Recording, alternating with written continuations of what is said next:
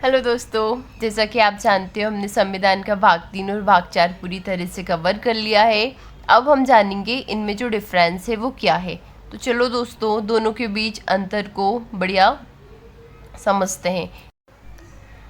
प्रकृति और न्यायालय की शरण। मूल अधिकार की बात करें तो ये वाद योग होते हैं। यदि सरकार या कोई व्यक्ति अपने मूल अधिकारों का हनन करता है तो आप सीधे सुप्रीम कोर्ट जा सकते हैं आर्टिकल 32 के तहत, और हाई कोर्ट जा सकते हैं आर्टिकल 226 के तहत। कोर्ट इन्हें लागू करवाता है। वहीं यदि नीति निर्देशक तत्व की बात करें तो ये वाद योग नहीं होते। आर्टिकल 37 के अनुसार इन्हें लागू करवाने के लिए न्यायालय की शरण नहीं ली जा सकती। ये पूरी तरह सरकार की इच्छा और देश के आर्थिक संसाधनों पर डिपेंड करता है। चलिए दोस्तों, दोनों के मुख्य उद्देश्य के बारे में बात कर लेते हैं। तो मूल अधिकार का मुख्य उद्देश्य है राजनीतिक लोकतंत्र की स्थापना करना, ताकि नागरिकों को राज्य के खिलाफ स्वतंत्रता और सुरक्षा मिल सके।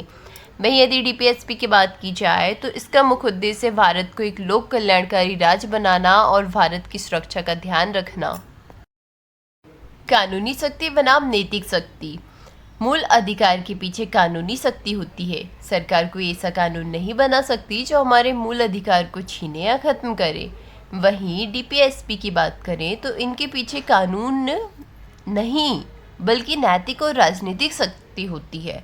ये सरकार के लिए केवल मार्गदर्शक सिद्धांत या कर्तव्य है जिन्हें कानून बनाते समय ध्यान में रखना होता है। नागरिक बनाम राज प्रकृति का अंतर। ये मुख्य रूप से नकारात्मक प्रकृति के होते हैं, क्योंकि ये राज्य सरकार की शक्ति पर रोक लगाते हैं कि सरकार नागरिक के साथ क्या नहीं कर सकती। वहीं यदि डीपीएसपी की बात की जाए तो ये सकारात्मक प्रकृति के होते हैं, क्योंकि ये निर्देश देने का काम करते हैं। निलंबन और आपातकाल की बात करें तो मूल अधिकार निलंबित हो जाते हैं। अनुच्छेद 352 लगता है, आपातकाल लगता है, तो 20 और 21 को छोड़कर बाकी मूल अधिकार सरकार द्वारा निलंबित किए जा सकते हैं, जबकि डीपीएसपी को कभी भी निलंबित करने की आवश्यकता ही नहीं होती। चलिए दोस्तों, दोनों को एक क्विक तालिका से समझते हैं। मूल अधिकार यूएसए से लिया गया है, जबकि नीति निर्देशक तत्व आयरलैंड से लिया गया है।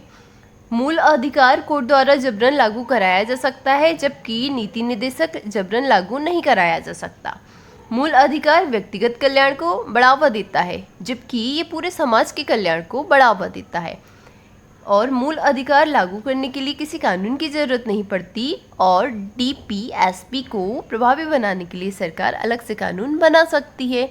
ये खास अंतर था।